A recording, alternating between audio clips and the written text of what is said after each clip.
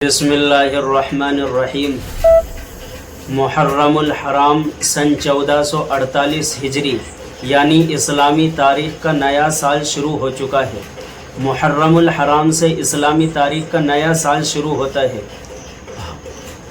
اس لیے ہمیں اسلامی تاریخ کے اعتبار سے اسلامی مہینوں کو بھی یاد رکھنا چاہیے۔ یہ فرض کفایہ ہے، اسلامی تاریخ کا یاد رکھنا یہ فرض کفایہ ہے، اس لیے کہ شریعت کے احکام کا دار و مدار انہی مہینوں پر ہوتا ہے۔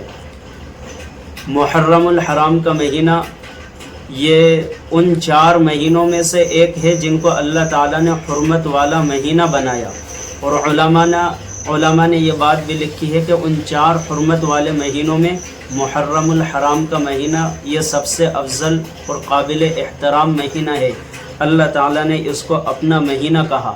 جتنے بھی اچھے کام ہوئے، جتنے بھی اللہ تعالیٰ نے اچھے کام کیے، وہ زیادہ تر اسی مہینے میں کیے۔ اسی دن حضرت آدم علیہ السلام کی دعا قبول ہوئی، یعنی محرم الحرام کے مہینے میں، اور یوم عاشورہ کے دن جو اسی محرم الحرام میں پڑتا ہے۔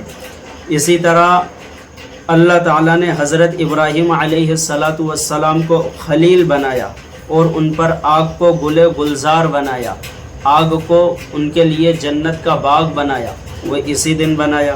اسی طرح حضرت یوسف علیہ السلام کو قید خانے سے رہائی نصیب ہوئی، یعنی 10 محرم الحرام کو۔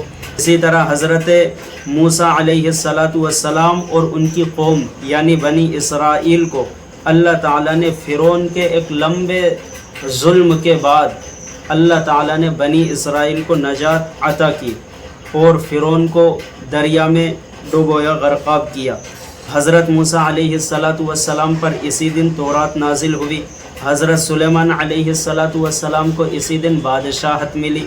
اسی طرح اسی دن حضرت عیسیٰ علیہ السلام کو یہودیوں کے شر سے نجات دے کر کے اللہ تعالیٰ نے ان کو زندہ آسمان پر اٹھایا، اور اسی دن قریش خانہ کعبہ پر نیا غلاف ڈالتے تھے۔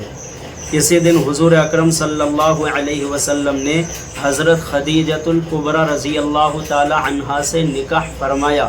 تو اللہ تعالیٰ نے جتنے بھی اچھے کام تھے اسی ماہ مبارک میں، اور اسی ماہ مبارک کے ایک مقدس اور بابرکت دن یعنی یوم عاشورہ 10 محرم الحرام کو کیے اچھے کام۔ لیکن افسوس کی بات ہے کہ ہمارے عجم کے ملکوں میں اس دن محرم الحرام کے اس دن میں، پورے محرم الحرام میں اور خاص طور پر اس دن یعنی یوم عاشورہ کے دن سب سے زیادہ خرافات مچائی جاتی ہے، اور دین اسلام کے نام پر ایسی بدعت ایجاد کر کے ان کو ثواب کے طور پر کیا جاتا ہے کہ جن بدعات کا اسلام سے کوئی تعلق نہیں ہے۔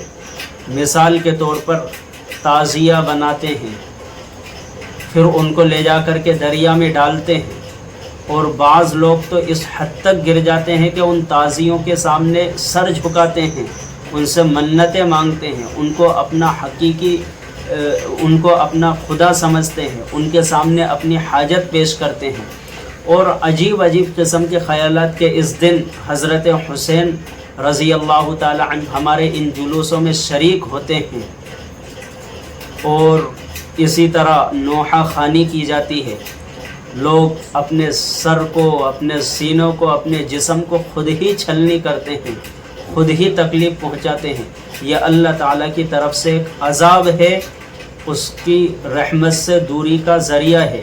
حدیث پاک میں رسول اللہ صلی اللہ تعالی علیہ وسلم نے ارشاد فرمایا، جو حضرت عائشہ رضی اللہ تعالی عنہا کی روایت ہے، من احدث فی دیننا ھذا ما لیس منہ فہو رد، کہ جس نے دین میں ایسی بات ایجاد کی جس بات کا تعلق دین سے نہیں، فہو رد، تو اس بات کو رد کر دیا جائے گا، اس کو لوٹا دیا جائے گا۔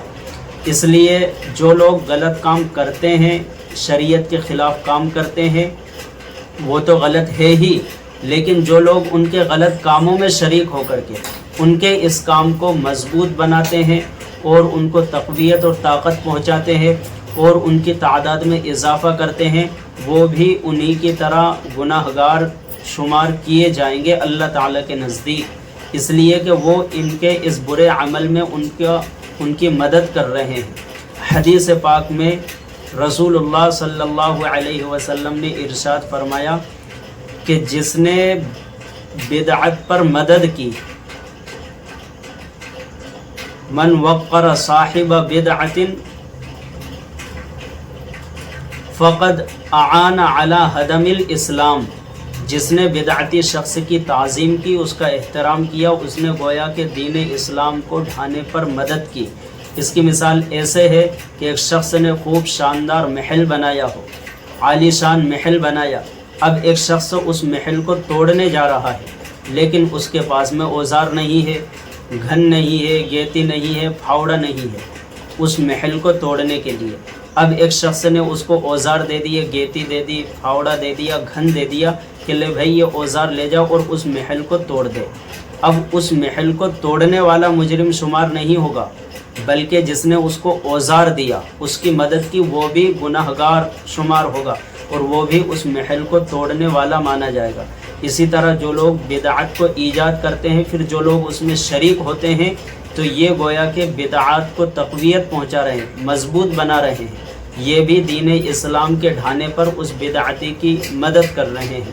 اس لیے محرم الحرام کے اس مبارک مہینے میں جو نیکیوں کا مہینہ ہے، ہرگز برے کاموں میں، غلط کاموں میں، شرکیات میں شامل نہ ہوں۔ اللہ تعالی ہمیں صحیح فہم، صحیح سوچ، صحیح سمجھ عطا فرمائے۔ السلام علیکم ورحمۃ اللہ وبرکاتہ۔